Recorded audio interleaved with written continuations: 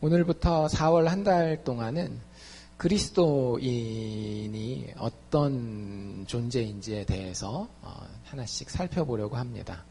지난주가 저희가 부활주일이었죠. 그렇죠? 그래서 기독교 신앙의 제1되는 핵심은 무엇이다?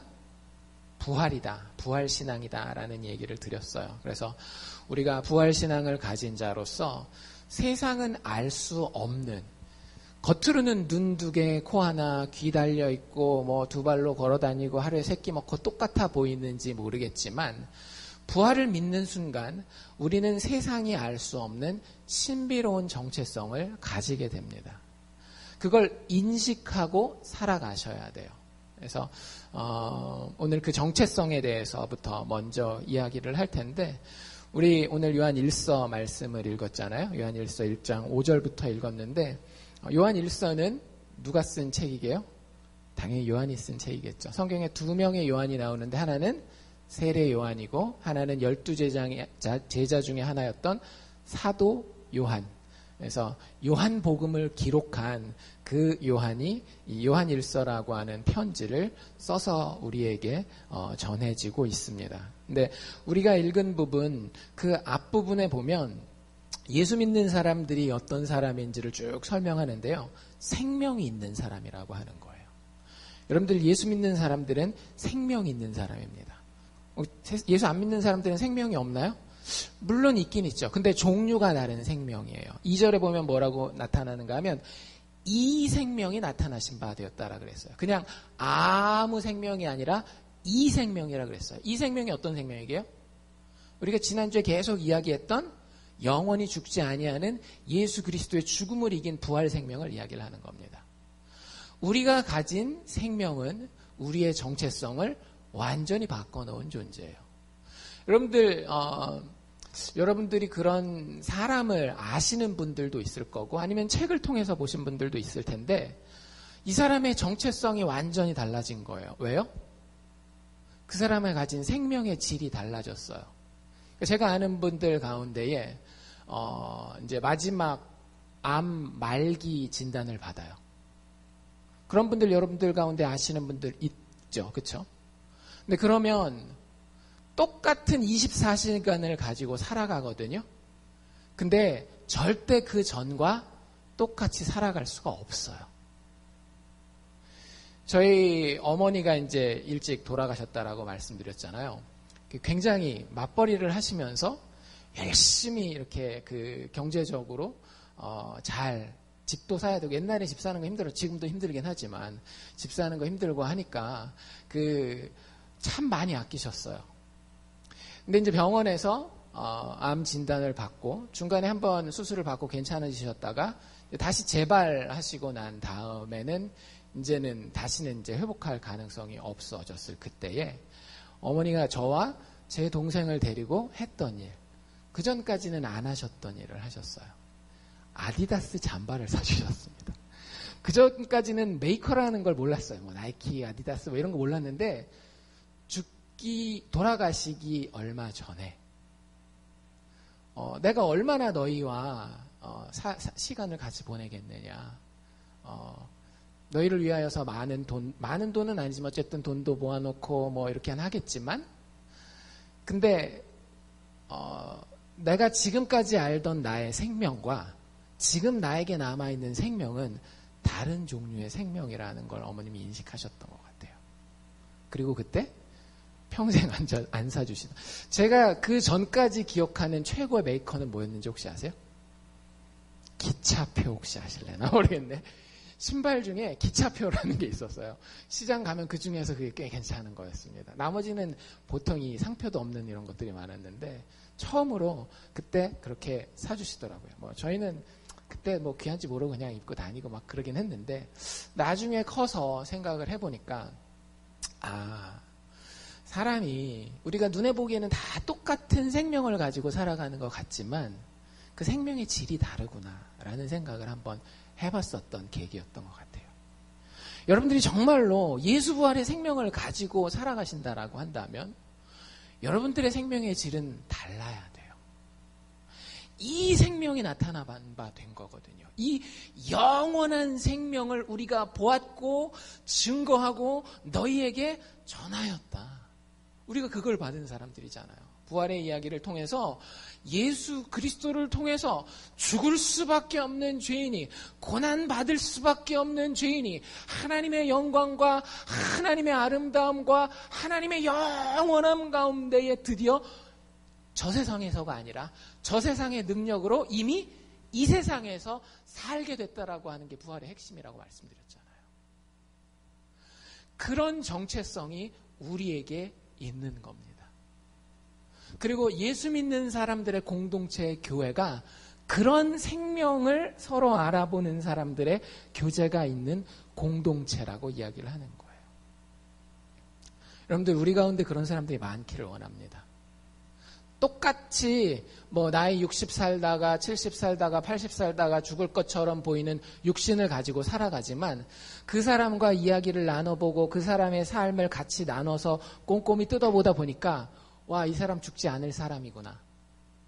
이걸 서로 발견할 수 있는 사람이 우리 교회에 많아지면 좋겠다라는 생각이 들어요. 여러분들, 그래서 예수 믿는 건 좋은 거예요. 제가 여러분들에게 목사의 위치에 서서 설교를 하고 또 될 때마다 여러분들과 성경 공부하고 신앙에 대한 이야기를 하는 이유는 봐라, 내가 이만큼 안다를 자랑하려는 것도 아니고요. 여러분들을 어떤 종교적인 그 법에다가 탁 묶어놔가지고 교회라는 제도 안에서 목사를 서포트하게 하기 위함도 아니에요. 여러분들, 제가 여러분들에게 목사의 자리에 서서 말씀을 전하고 성경을 나누고 큐티 나눔 같은 것을 하고 밥 먹을 때도 가능하면 믿음의 이야기를 하려고 하는 이유가 무엇인가 하면은요, 예수 믿는 게 좋기 때문에 그런 거예요. 예수 믿는 게 능력이 있기 때문에 그런 거예요.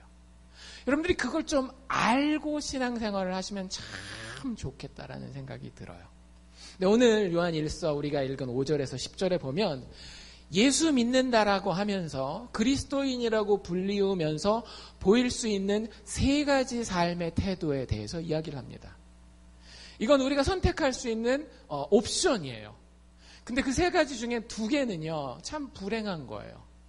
예수 믿는다라고 하고 교회 다닌다라고 하면서 이 두 가지를 택하면 사실은 잘못된 정체성을 가지고 예수 믿는 게 그렇게 좋지가 않아요.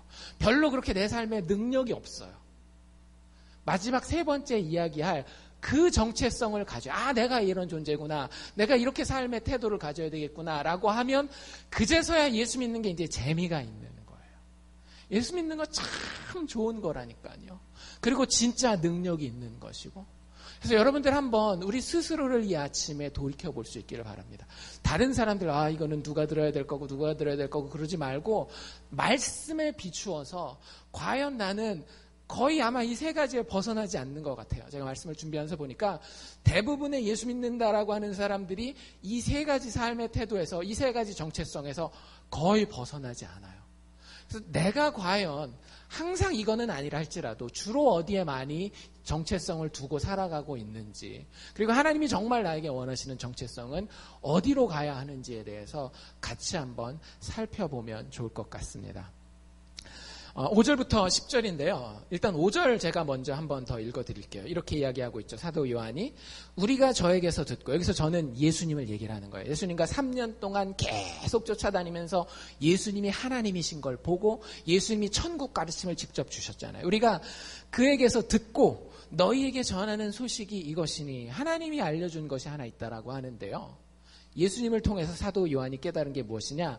곧 하나님은 무엇이시라? 하나님은 빛이시라. 그에게는 어두움이 조금도 있다 없다? 없으시니라. 여기에서 우리의 정체성이 시작되는 겁니다. 예수 믿는 사람은요, 특별히 내가 그리스도인이다라고 이야기하는 사람은 하나님은 나쁜 하나님 이렇게 얘기하는 사람 없어요. 그렇죠? 하나님은 깨끗한 신분이에요. 하나님은 밝은 빛이에요. 그분에게는 흠도 티도 어두움도 어떤 실수도 이런 부족함도 무지함도 없어요. 하나님은 완전하게 좋으신 분입니다. 여기에서 시작을 해야 되는 거예요. 하나님이 그런 분이라고 했을 때에 교회 다니면서 혹은 내가 그리스도인이라고 이야기하면서 우리가 가질 수 있는 첫 번째 삶에 대한 태도 혹은 정체성은 무엇인가 하면 죄인의 정체성입니다. 어떻게 이해하느냐에 따라 좀 다를 텐데요. 예를 들자면 이런 거예요. 오늘 우리가 읽은 데 보면 6절에 이 죄인으로서의 정체성을 가지고 사는 사람에 대한 설명이 잘 나와 있는데 이렇게 얘기를 하고 있죠. 우리가 하나님과 사귐이 있다 하고 살기는 어떻게 살아요? 어두운 가운데 행하는 사람이 있다라고 하는 거예요. 여러분들 교회 보면 있죠? 아니 교회를 보지 말고 나 자신을 살펴보면 매일까지는 아니라 할지라도 내가 분명히 하나님이 빛인 걸 알고 나도 빛의 자녀라는 거를 고백하지만 내 삶이 그 하나님의 빛에 합당하지 않고 어두운 가운데 행하는 삶을 사는 경우가 여러분들 있지 않습니까? 그런 것이 죄인의 삶이라고 하는 거예요. 그리스도인이지만 그냥 죄인으로 사는 거예요. 여러분들 그럴 수 있습니다. 교회 다니면서 그리스도인이라고 불리우지만 죄인으로서 살 수 있다라고 하는 거예요. 그런 사람을 여러 가지 모양으로 우리가 볼 수 있을 텐데요. 사도 바울은 이렇게 얘기를 합니다. 사도 바울이 우리에게 우리가 예수 믿는다라고 하면 어두움을 벗고 빛의 갑옷을 입어야 된다. 낮에와 같이 단정히 행하고 그러면서 어두움의 생활의 모습에 대해서 이렇게 얘기해요. 방탕하고 술 취하지 말고 음란과 호색하지 말고 쟁투와 시기하지 말라. 로마서 13장에 가면 나와 있는 이야기거든요. 그러니까 좀 성경에 나오는 표현들이니까 되게 고상한 표현들이죠. 방탕, 음란, 시기 이런 것들. 그래서 쉽게 얘기를 하면 우리가 잘 아는 죄인들의 삶이에요. 누가복음 15장에 나오는 누구의 삶일까요? 작은 아들의 삶이에요. 돈 많이 벌어서 자기 쓰고 싶은 대로 자기 하고 싶은 대로 사는 삶. 성경의 그것에 대해서 여러분들 자주 이야기하고 있다라는 사실을 아셔야 돼요. 하나님과 사귐이 있다라고는 이야기를 하죠. 말로도 이야기하고 예배에 나오는 행위를 통해서도 이야기를 하고 때로는 간증도 해요. 이렇게 하나님과 사귐이 있다라고 말은 하지만 그 사람의 행동은 어디에 있다라고요? 어두움 가운데 있어요. 여러분들이 생각해 보십시오. 정말로 여러분들의 삶에 방탕함이 있는지, 술 취함이 있는지, 음란함이 있는지, 호색함이 있는지, 쟁투하는 것이 있는지, 시기하는 것이 있는지, 이 외에도 사실은 더 많아요. 성경에 이 죄의 리스트, 어두운 가운데 사는 것에 대한 리스트는 훨씬 더 많이 있고 사실 우리가 모르는 바가 아니에요. 근데 우리는 예수 믿고 부활신앙을 가졌다 하면서도 그렇게 사는 것에 대해서 아무렇지도 않게 생각하죠. 거짓말하는 거? 목사한테도 쉽게 거짓말 할 수 있지 않나요, 여러분들? 이익만 달려있다라고 한다면? 게으름 피우는 거? 나한테 손해만 안 끼친다라고 한다면 여러분들 얼마든지 게으를 수 있지 않나요?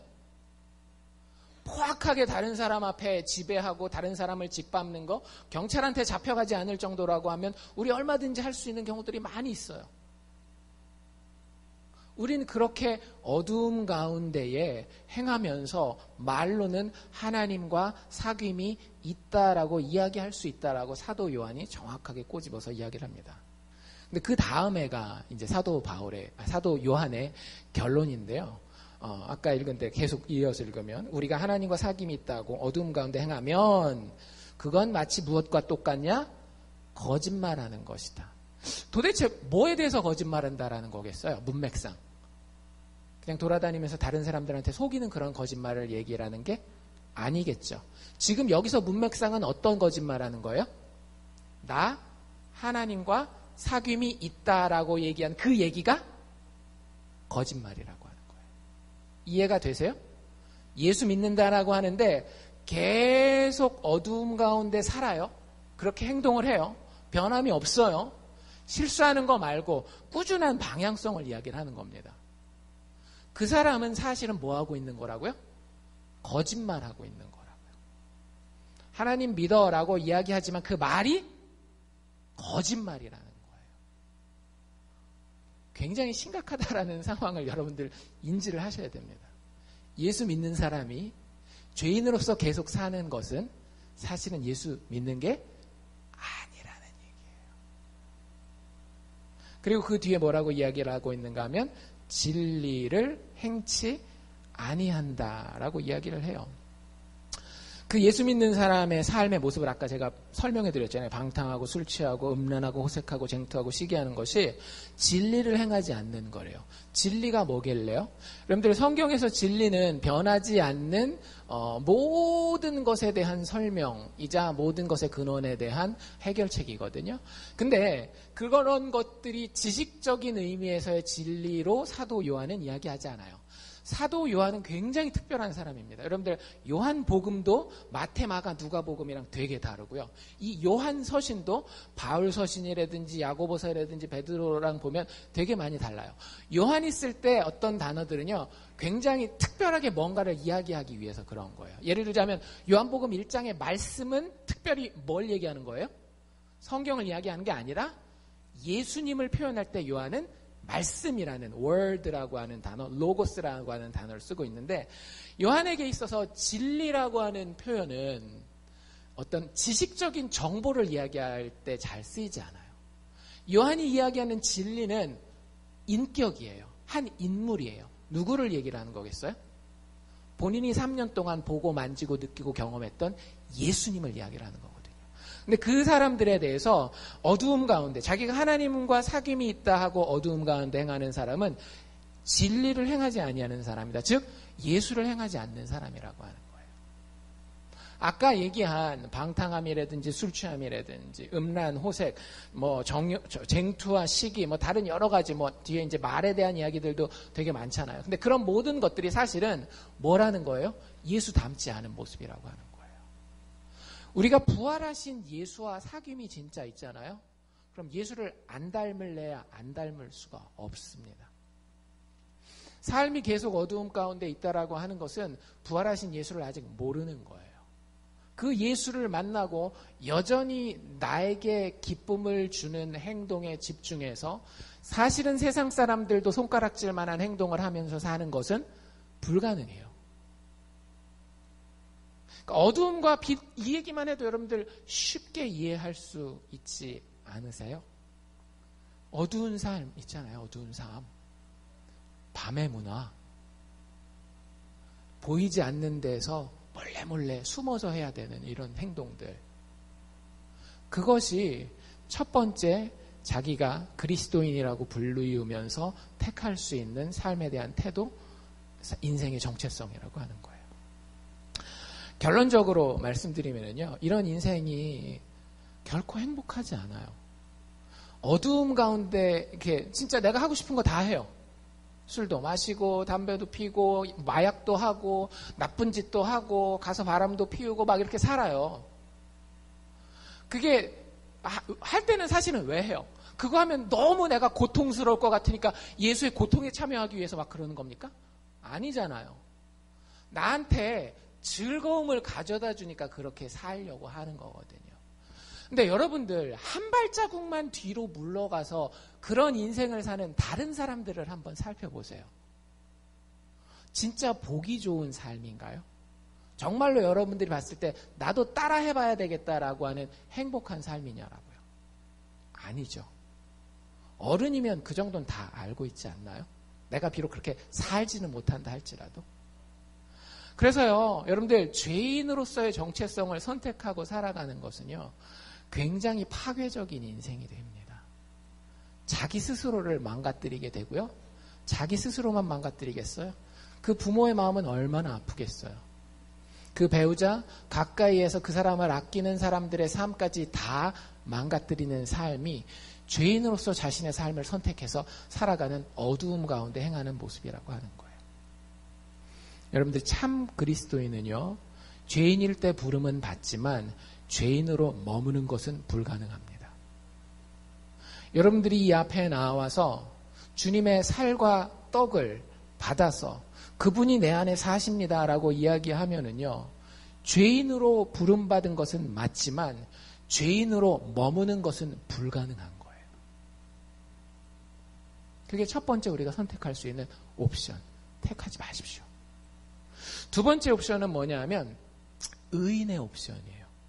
이거는 듣기 굉장히 좋아 보이죠. 예수 믿는 사람들이 의인처럼 살아야지, 의인으로 살아야지. 근데 이건 좀 설명이 필요해요. 예수 믿는 사람들이 이 의인의 옵션은 별로 안 택하는 게 좋아요. 우리가 다른 사람들한테 소리 듣는 거 좋아해요, 안 좋아해요? 안 좋아하죠. 조금만 머리가 커도 엄마 아빠가 이렇게 아침 일찍 일어나라 이런 얘기만 해도 듣기 싫잖아요. 그리고 막 너 왜 이거 안 했어, 이거 안 했어, 이거 안 했어. 그럼 자녀들이 늘 하는 얘기가 뭐예요? 나 안 할 거야. 이건 아니죠. 항상 뭐라고 얘기를 해요? 내가 알아서 할 거야. 좀 그냥 좀 놔줘. 자꾸 이런 얘기를 한단 말이에요. 여러분들 그게 성경적인 용어로 표현하면 뭐냐면요. 나 의인이야. 나 의인이라니까. 그렇게 죄인이라고 얘기 좀 하지 마. 사람에게 이 기본 모드가 있어요. 심지어는 부모가 바른 얘기를 해줘도요. 자녀들은 자기가 의인인데 거기에 자꾸 뭔가 이렇게 다른 이야기를 하는 것에 대해서 굉장히 자존심이 상하고 이게 싫은 거예요. 우리가 성경을 읽다 보면 그리고 하나님 앞에 기도를 하다 보면 이런 순간들이 있을 수 있겠죠. 하나님이 우리에게 너 죄인이잖아 라는 이야기를 하실 때가 있어요. 사실 성경을 제대로 읽으면은요, 성경에 우리가 죄인이고 벌 받을 거라는 이야기가 많을까요? 우리가 의인이라서 축복받는다라는 이야기가 많을까요? 참 우리의 그 기대와는 다르게 성경에는 우리의 죄악을 지적하는 내용이 훨씬 더 많습니다. 성경을 직접 읽어보세요. 누구한테 이렇게 축복받는 얘기로서만 읽지 말고 성경을 직접 읽어보면은요, 정말로 많은 부분들이 인간의 죄에 대해서 경고하는 이야기들을 담고 있어요. 그 성경 가운데에 너는 죄인이다라고 하나님이 말씀을 통해서 개인적으로 이야기를 주실 때가 있거든요. 근데 거기에 끝까지 어떻게 버티는 거예요?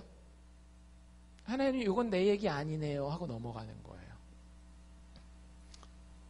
난 그렇게 죄인은 아니잖아요.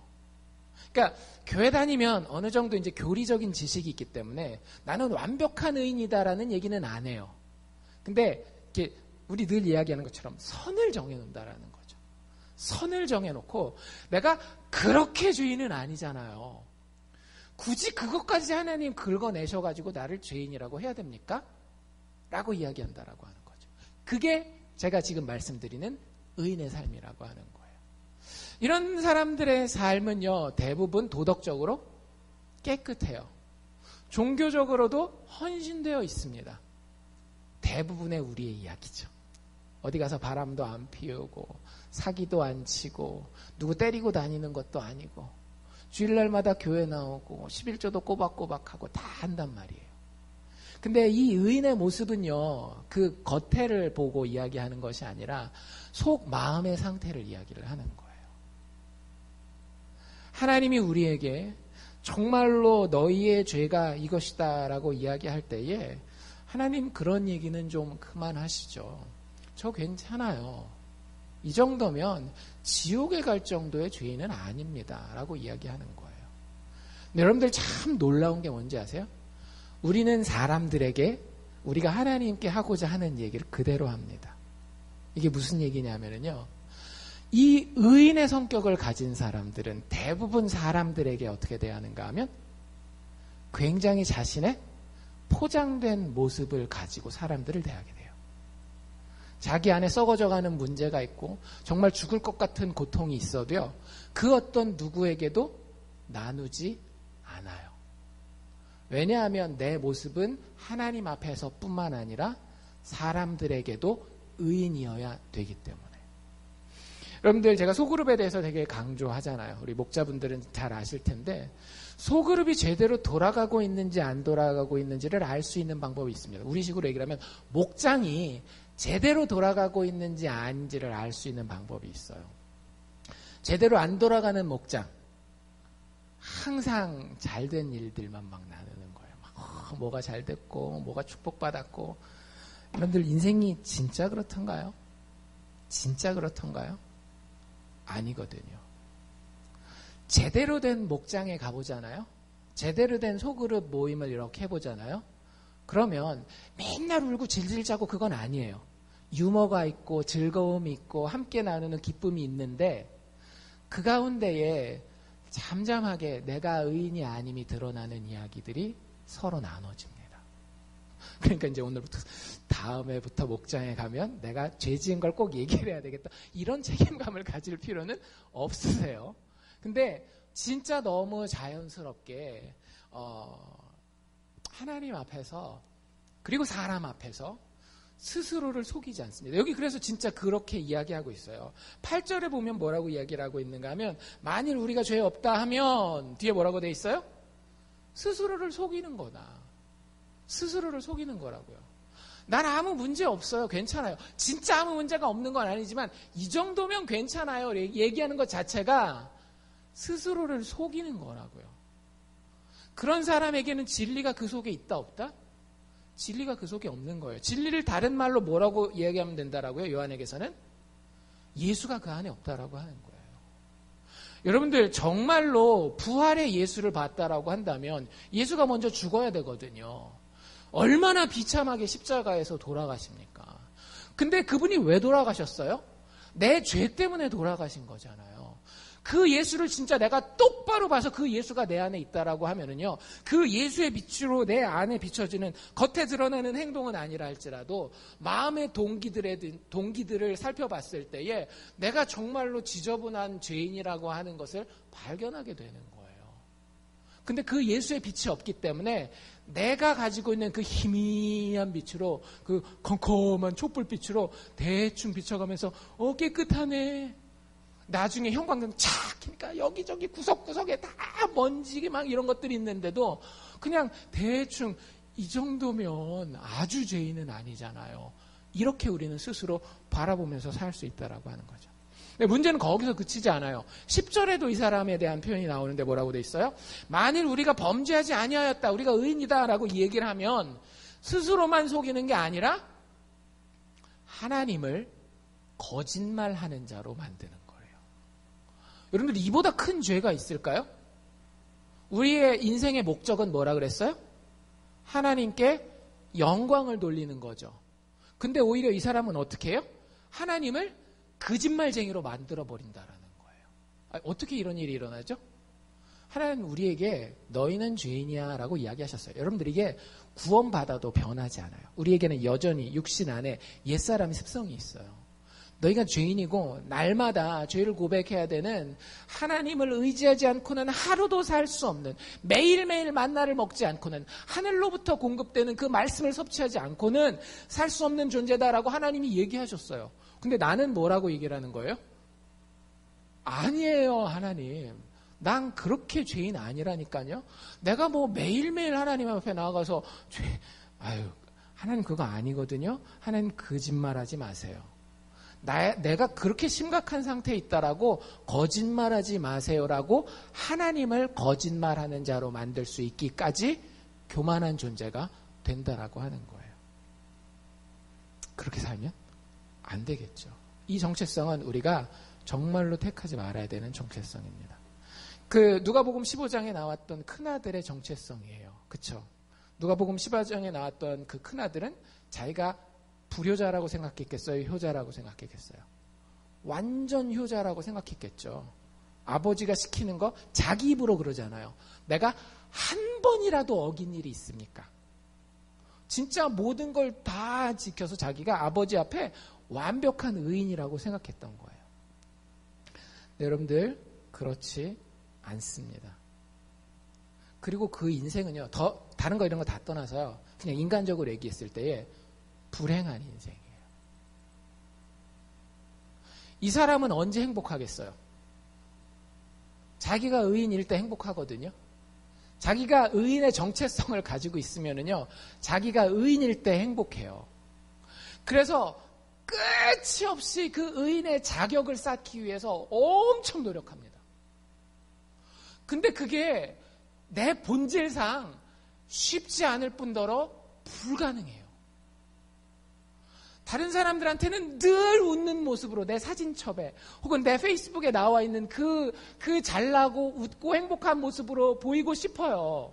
근데 속 사람은 안 그런 때가 너무너무 많이 있는 거죠.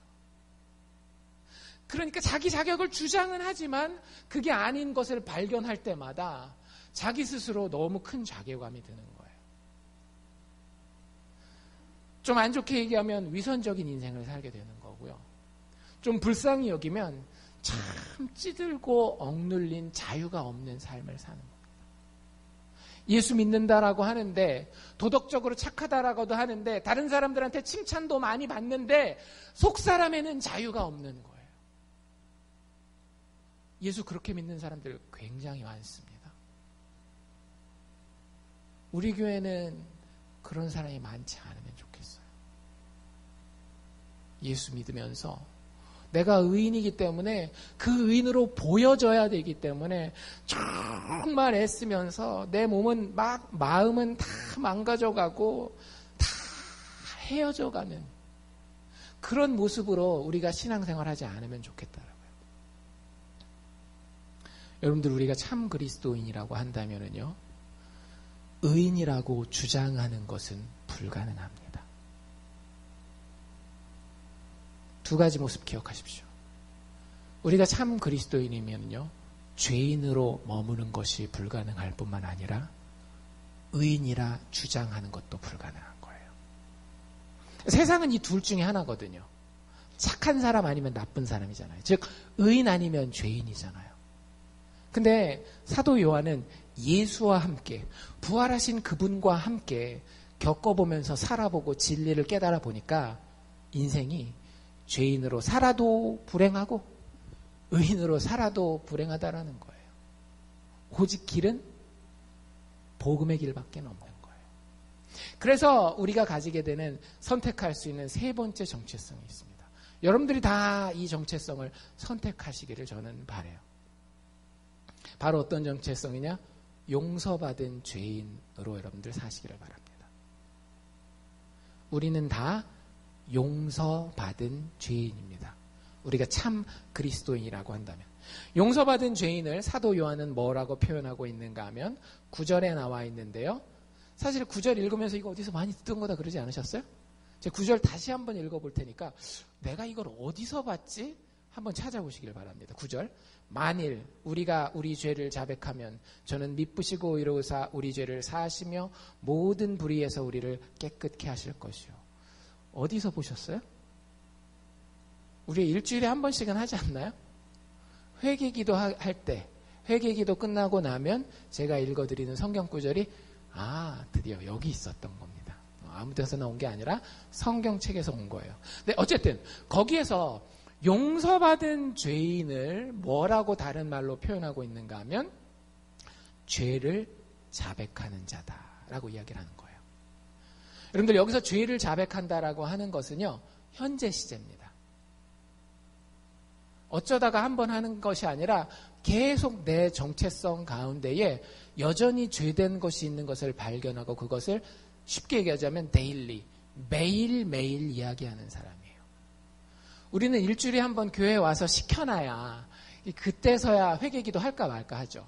근데 그렇지 않아요. 여러분들 기도를 배워보신 분 계세요? 뭐 5손가락 기도 뭐 이렇게 해가지고 이런 거 배운 적 있으세요? 그 기도할 때 순서가 어떻게 5손가락 기도 혹시 배우신 분들? 첫 번째는 하나님의 이름을 부른다.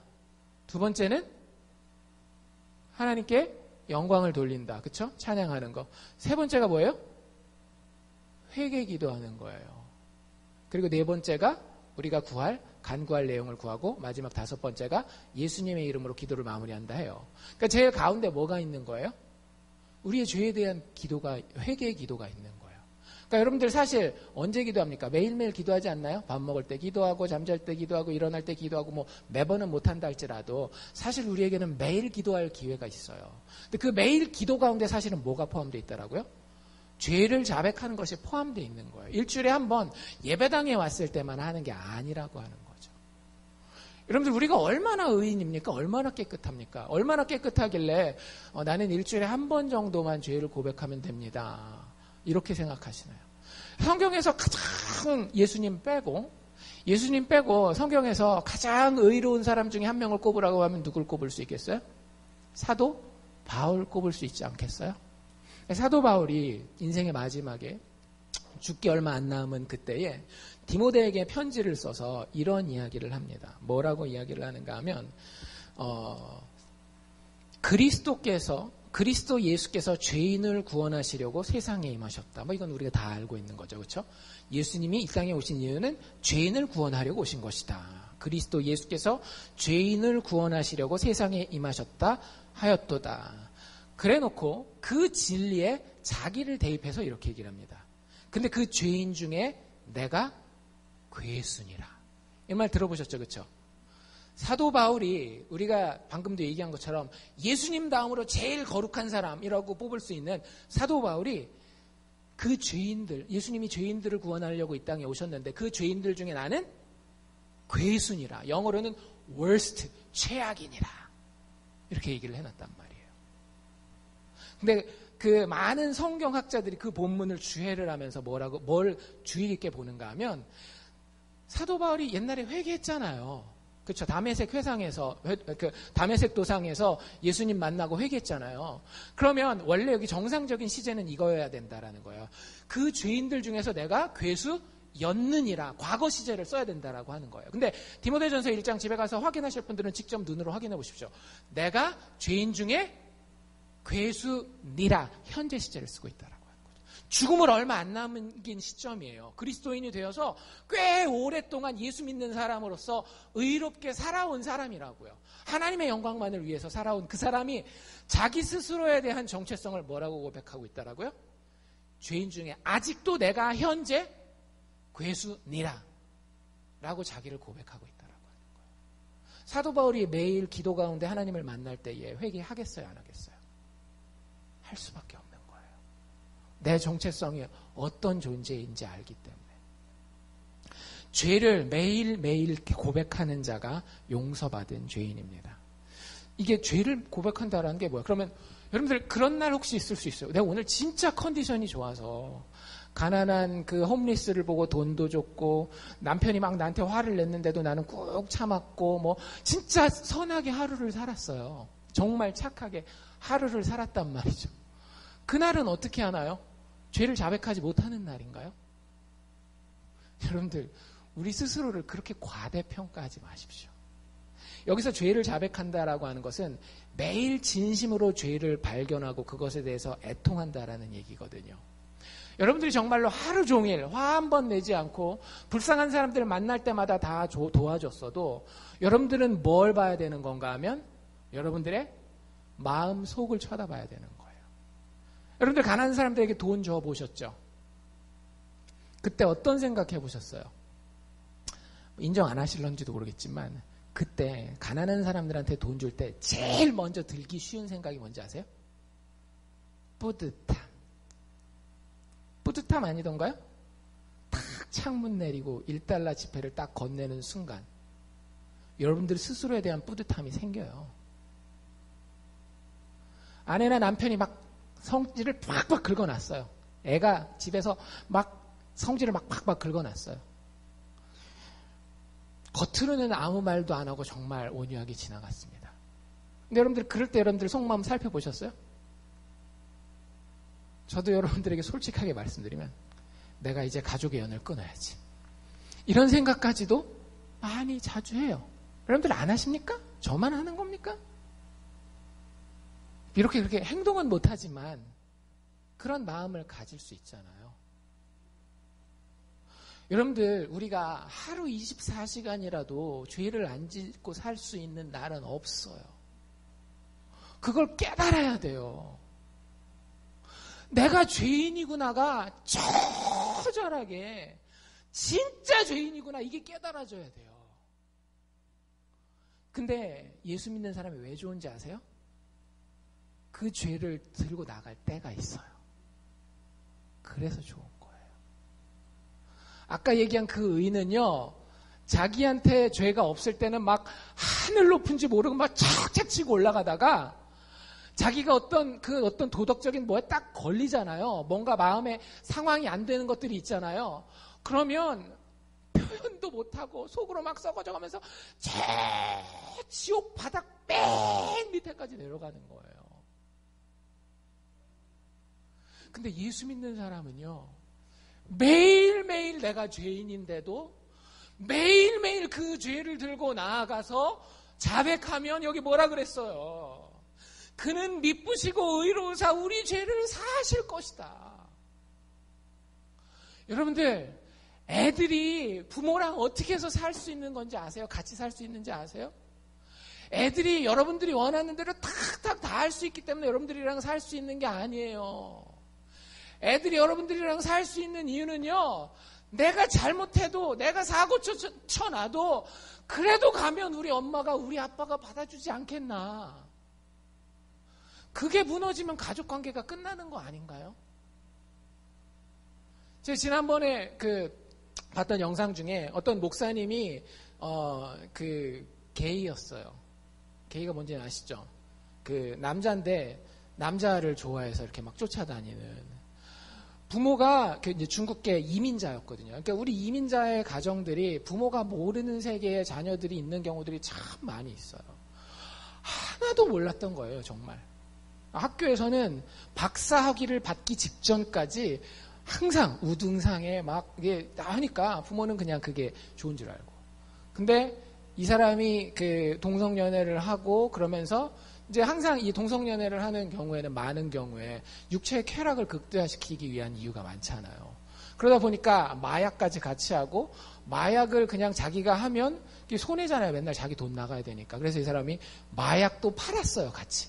자기가 마약도 하고 친구들한테 마약도 팔고, 그러니까 뭐 다 되는 거죠. 조금 있으면 이제 몇 달 안 지나면 이제 박사학위도 받고 막 이런 상태인데 결국에는 경찰이 와서 잡아갑니다. 엄마 아빠는 그때 처음 한 거죠. 엄마 아빠.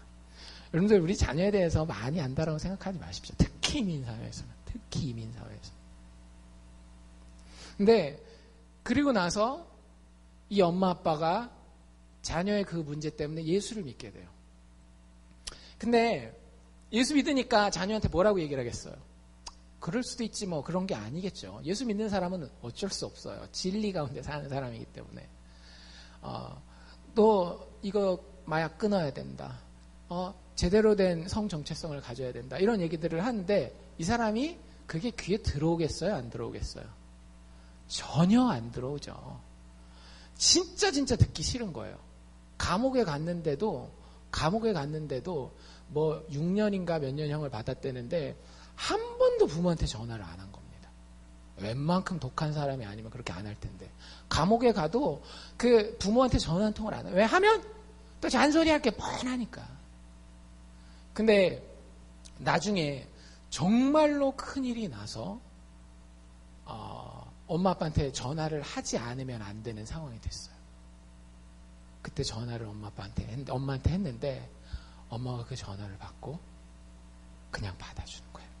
여전히 엄마의 기도 제목이죠. 마약도 끊어야 되고 동성애도 끊어야 되고 여전히 기도 제목이지만, 자기가 전화했을 때에 정말 난 너를 지금도 사랑한다.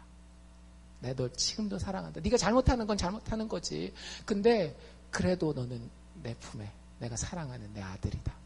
라고 이야기를 하는 거예요. 이 사람은 이제 거기서 깨지기 시작해요. 그 변화가 서서히 일어나긴 하지만, 그리고 나서 다시 집에 돌아오고 나중에는 목사님이 됐다니까요. 여러분들, 누가 행복한 거냐면요, 100% 완벽해서 학교에 다닐 때마다 장학금 받고 학교 다닐 때마다 우승상 받고 사업하는 것마다 잘 되고 뭐 하는 것마다 다른 사람들한테 존경받고 하는 게 그게 행복한 삶이 아니에요. 여러분들 그럴 수 없잖아요, 솔직히. 저도요, 저 공부 많이 했다라고 하지만 누가 모르는 거 물어보면 이것도 모르는구나 이렇게 될 때가 많이 있거든요. 공부만 그런가요? 돈 버는 것도 마찬가지고 세상에서 사람들과의 관계도 마찬가지고 다 그렇잖아요. 근데 진짜 행복한 거는요, 내가 그걸 다 이루고 성취하고 소유했기 때문이 아니라 내가 그렇게 못났을 때에 내가 죄인인 그대로 나가서 아버지, 내가 진짜 죄인입니다. 나 능력이 없습니다. 나 진짜 게을러요. 나 정말 포악해요. 내 정말 이 거짓말을 입에 달고 살아요. 겉으로는 막 이렇게 도덕적으로 깨끗하고 교회도 나오는 것 같지만 정말로 예수님이 바리새인들에게 얘기를 했던 것처럼 내 속마음은 회칠한 무덤입니다. 내 속에선 시체가 썩어가고 있어요. 근데 그걸 들고 나와서 얘기할 대상이 있는 거예요. 왜? 그 시체가 썩어가는 무덤에서 예수님은 다시 살아났잖아요. 그 죽은 내가, 죄인 같은 내가 다시 살아날 수 있는 거예요. 여러분들 예수 믿는 게 진짜 좋다니까요. 예수를 이렇게 믿으면 안 좋을 수가 없어요. 그리고 그 사람은요, 절대 죄인에 머물지 않아요. 그리고 의인이라고 주장하지 않아요. 6절, 7절에 보면 이런 사람은 하나님과 사귐이 있대요. 진짜 사귐이 있어요. 그리고 진짜 사귐이 있으면 빛 가운데 하나님이 계신 것처럼 그 사람도 빛 가운데 행한다라는 거예요. 모습이 어떻게 되는 거예요? 어둠이 뭔지 빛이 뭔지를 알기 때문에 어두움을 제껴놓고 빛의 삶을 살아가요. 근데 그 가운데에 부족함이 있어요, 없어요? 여전히 부족함이 있어요. 그러니까 매일 어떻게 해야 되는 거예요? 자기 죄를 들고 하나님 앞에 나아가서 자백해야 되는 거예요. 그러면 하나님이 어떻게 해주시니까? 그 아들 예수의 피가 우리를 그 모든 죄와 연약함과 부족함 가운데서 시체 썩어가는 것 같은 그 썩어 진동하는 냄새 가운데서 우리를 깨끗하게 해주신다라는 거예요. 9절 말씀에 보면 아까 우리가 읽은 거 다시 한번 읽어드릴게요. 만일 우리가 우리 죄를 자백하면 저는 미쁘시고 의로우사 우리 죄를 사하시며 모든 불의에서 모든 더러움에서 모든 어두움에서 우리를 깨끗하게 하실 것이요. 이런 사람은요, 성장 안 할래야 안 할 수가 없습니다. 여러분들 아까 얘기한 의인들은 성장의 한계가 있어요. 자기가 갈 수 있는 어떤 마음의 한계가 있거든요.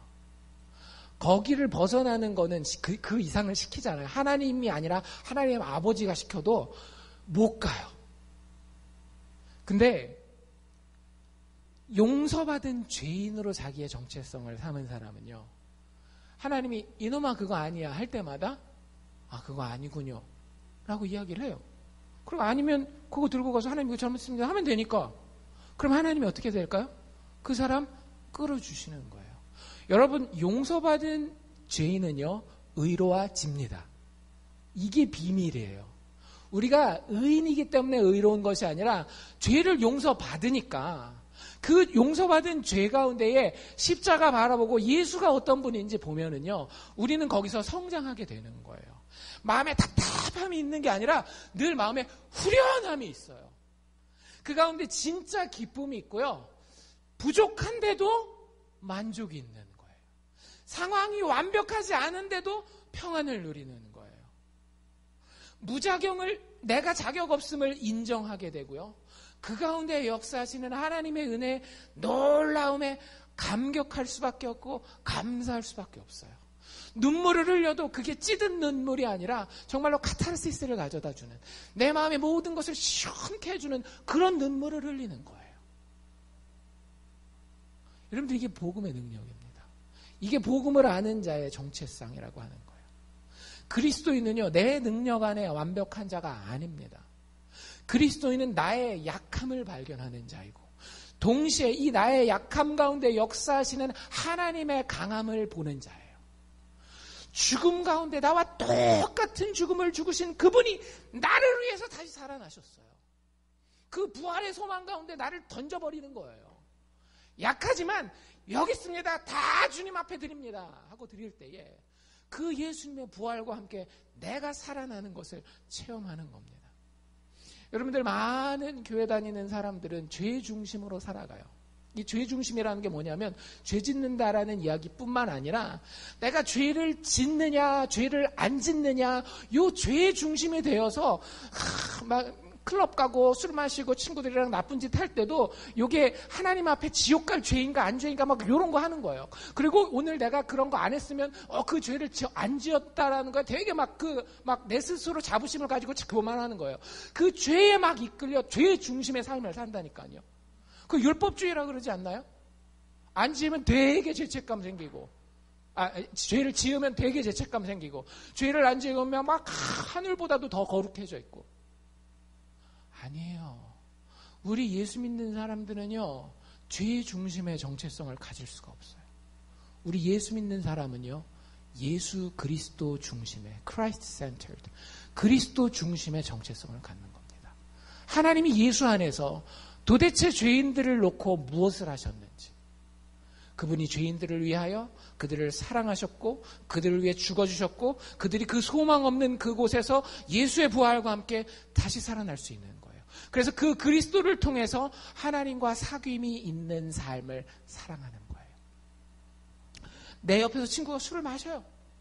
근데 여기서 내가 술을 마시는 죄를 범하느냐 안 범하느냐 그게 아니에요. 내가 하나님과 사귐이 있을 때에 이 가운데에 하나님이 나를 통해서 어떻게 역사하기를 원하시는가? 완전히 게임이 달라지는 겁니다. 진짜 많은 사람들이 교회를 다니면서 타이틀은 안 달고 다니지만 죄 중심의 율법주의적 생활을 해요. 죄를 짓건 안 짓건. 근데 아니에요. 여러분들 모든 상황에서 하나님이 그리스도를 통하여 우리에게 보여주셔서 우리가 무엇을 사모하고 무엇에 감격하고 무엇을 통해 기쁨을 얻기를 원하시는지에 대해서 어떤 상황에서든지 그걸 기준으로 판단하는 거예요. 술자리에 가 있건 공부하는 자리에 앉아 있건 돈을 버는 자리에 있건 집에서 잠자리에 누워 있건 예수 그리스도 죽고 다시 사신 그분이 지금 나와 어떻게 교제하기를 원하시는지. 여러분들 그 사람은 삽니다. 종교개혁자 마틴 루터는 이렇게 얘기를 했어요. 우리의 정체성에 대해서. Simul justus et peccator. Simul at the same time 동시에 justus just 의롭지만 et peccator sinner 여전히 죄인이라고 하는 거예요. 우리가 옛날에 죄인이었다가 지금은 의인 됐다 그런 얘기가 아니라 우리는 의인인 동시에 죄인이라고 하는 거죠. 전적으로 의인인 동시에 전적으로 죄인인 거예요. 항상 의인인 동시에 항상 죄인이요. 완전히 의인인 동시에 완전히 죄인이에요. 하지만 그 죄인이라는 부분조차도 받아들일 수 있어요. 왜? 예수께서 죽고 다시 살아나셨기 때문에. 여러분들 이 특권을 누리시기를 바랍니다. 제가 저 혼자는 알고 있기에 너무너무 아까워서 여러분들한테만 소개해 드리는 거예요. 진짜 아무것도 저한테 안 해주셔도 되니까 여러분들 이 복음을 좀 아세요. 그리고 이 복음으로 살아가시기를 바랍니다. 왜냐하면 그것이 하나님께서 예수 그리스도의 부활과 죽음을 통해 정해놓으신 그의 사랑하는 자녀들 그리스도인의 정체성이기 때문입니다. 기도합시다.